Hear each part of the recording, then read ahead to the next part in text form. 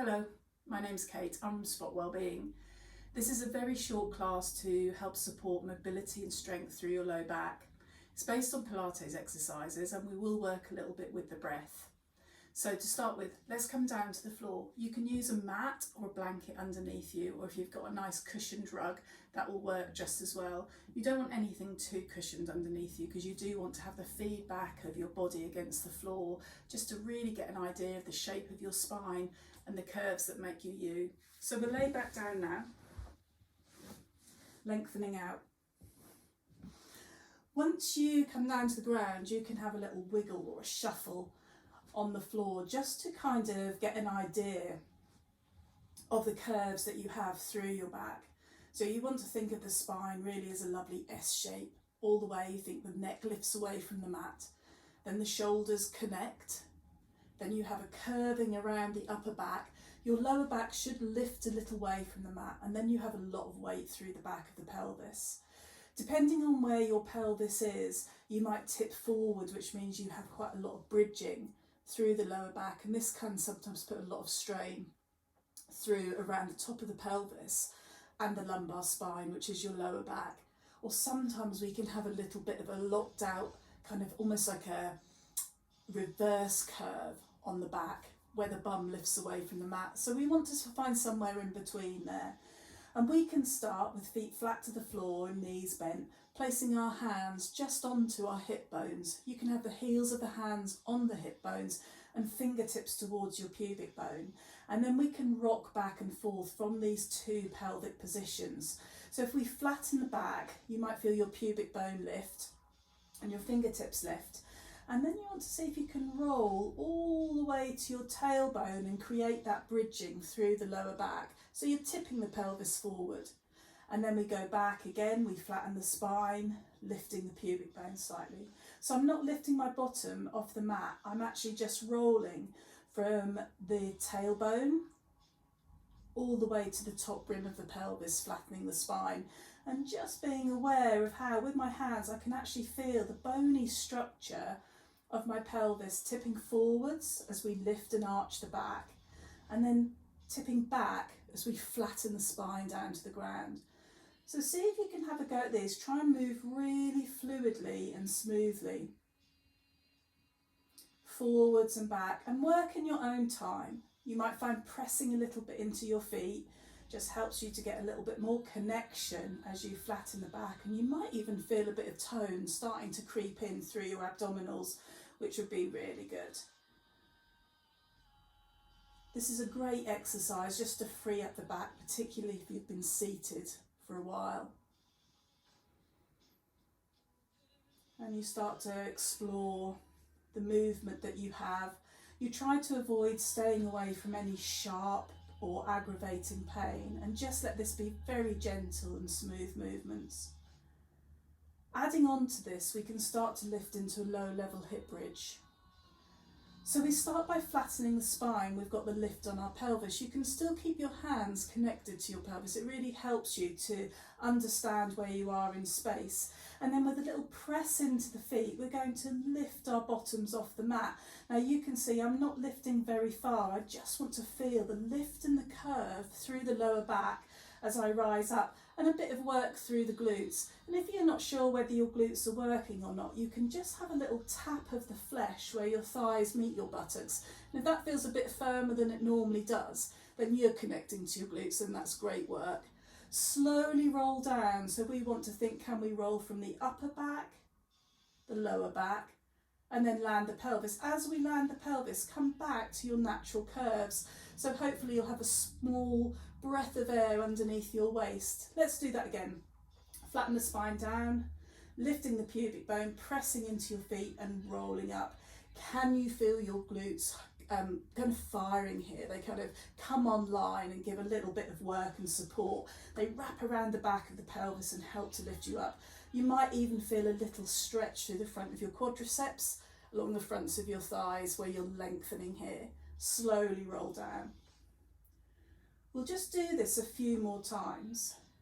You can always stop the video if you wish and maybe do 5 to 10 repetitions of this. You may only choose to do 3, but work very, very slowly. You can also progress by each time you lift the pelvis, thinking about lifting from the pubic bone first. So the pubic bone is the highest part of your torso, so you work from knees to hips to ribs to shoulders, almost in a diagonal line. Gradually you can lift a little bit higher each time you rise. Let's just take one more.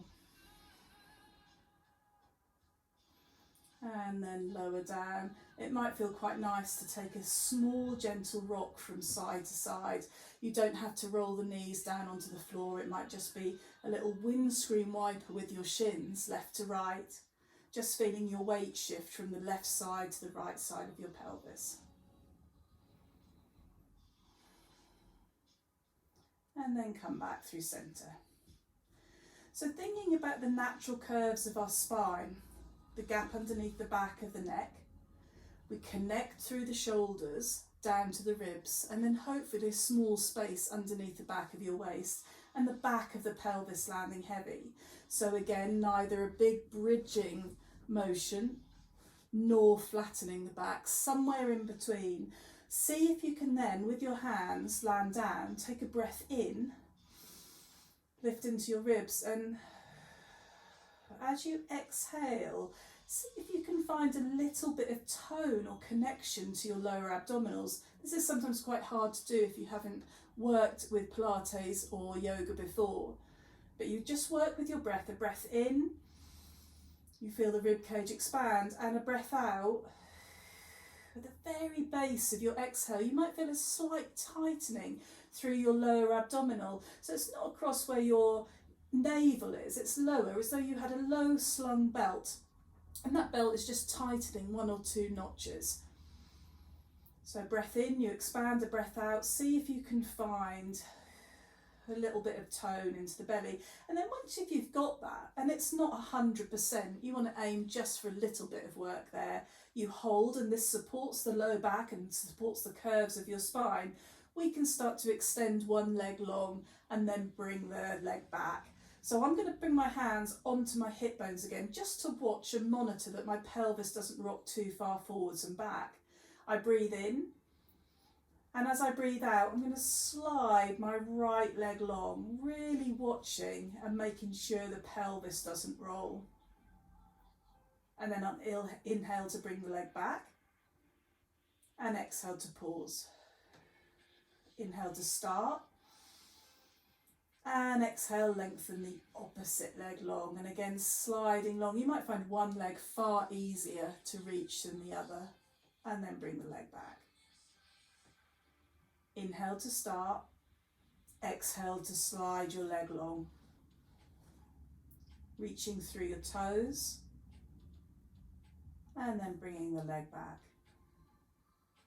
Inhale, exhale, leg long. Inhale, leg returns. Exhale, soften.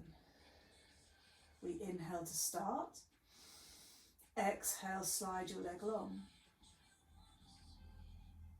Inhale to draw the leg back to your centered position. Exhale, release. Inhale. Exhale, leg goes long. Inhale. And exhale back. So you can repeat this movement over and over again. Things to watch for are as you lengthen the leg out and you're really focusing on getting your leg long, that the leg doesn't pull and lift a big arch through your lower back. If that happens, don't reach the leg so long. Maintain the position through your body and maybe just reach the leg out so far so the knee remains bent. And you might find one leg you can go a little bit further than the other. So it really is about creating stability through the body while lengthening your legs. So you can stop the video and maybe continue. You want to aim for 10 on each side if you can, with real slow and controlled movement.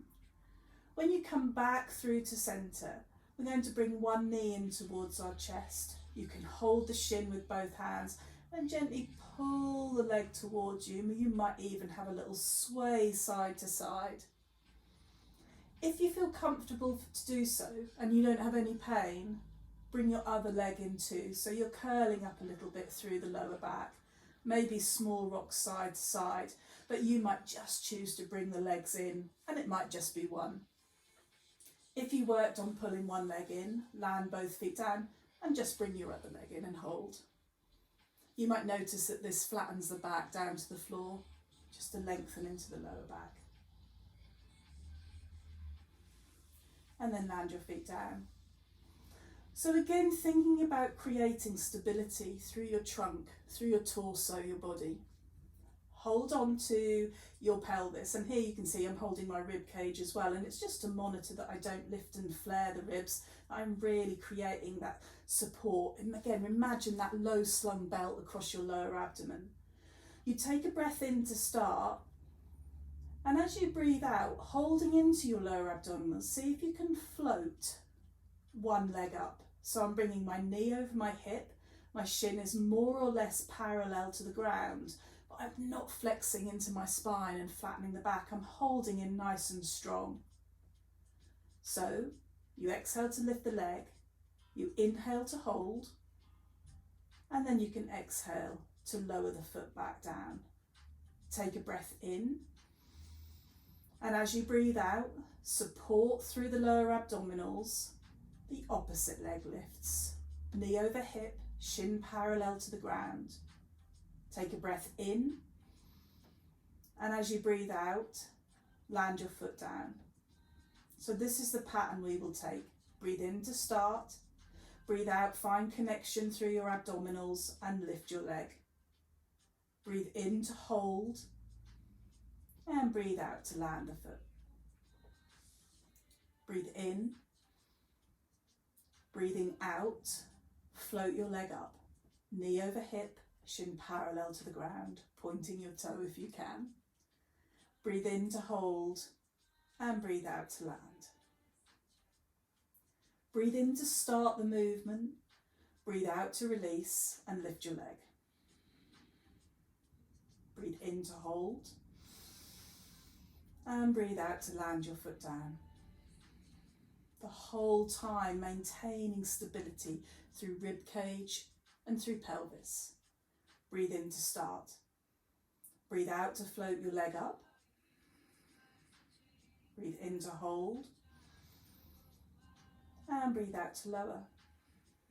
All the movements are really controlled. You're not rushing or forcing, and you only do as many as you feel comfortable with. Again, like the previous exercise, I work on around 10 on each side if you can, but 3 might be sufficient if you're starting out, and then you might build to 5, you might build to 7, and then to 10. And you really do need to take this at your own pace. When you're finished, you can pause the video and do some more if you wish, but when you're finished, bring your feet together, zip your knees, your inner arches of your foot together, and you're going to hold them tight. You can bring your arms out into a T shape here, reaching out through the sides if you have space. If not, your hands can just rest down by your sides. And I'd use your palms down just to support you. We're going to roll the knees over to one side. I'm going to my right. It doesn't matter which side you go to first, but do try and keep your knees and feet together, gently, gently, and you use control here, exhaling to roll your knees over. Now, I'm not trying to get my thigh down to the ground. I'm only going to come so far that my shoulder stays down on the ground. So my knees are going to the right, my left shoulder will stay down. And then with that tone, that tightening of the belt around the lower abdomen, can we lift the knees back, still zipping shins together as we come back through centre. This time we'll go over to the other side. So I'm moving over to the left. I'm keeping my right shoulder blade down on the ground. Still controlled movement, not forcing or jarring in any way. And then we'll come back through centre. There is a specific breath that you can use. And again, this is an exhale as you use your exertion. But don't get too caught up on that. Just gently move as you can, as fluidly as you can. If you wish to try the breath, you inhale to start. And your exhale is to lower. You'll inhale to pause. And your exhale is to lift, and you might really feel your tummy starting to tighten, those muscles working as you lift yourself back up. Inhale to start, and exhale, knees over towards the other side. Hold your feet together and your shins together if you can. Really listening if there's any discomfort in your body. You know, if you feel any sensations that don't feel right, really go as far as you can. Really working at your own pace and back through centre. So we'll pause there, and again you can carry on and do a few more of those if they work for you, if they feel really nice. But what I do is just bring your knees in towards your chest again. I'm bringing both knees in, but of course you might bring one leg in at a time and just work there. Have a little sway side to side.